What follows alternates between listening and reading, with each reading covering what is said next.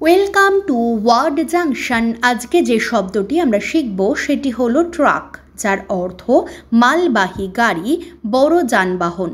First example, the truck was loaded with goods for the long journey ahead, যার অর্থ ট্রাকটি সামনের দীর্ঘ যাত্রার জন্য পণ্যে ভরা ছিল। Second example, he drove a truck for a living transporting goods across the country, যার অর্থ সে পেশা হিসাবে ট্রাক চালাতো, দেশ জুড়ে পণ্য পরিবহন করত।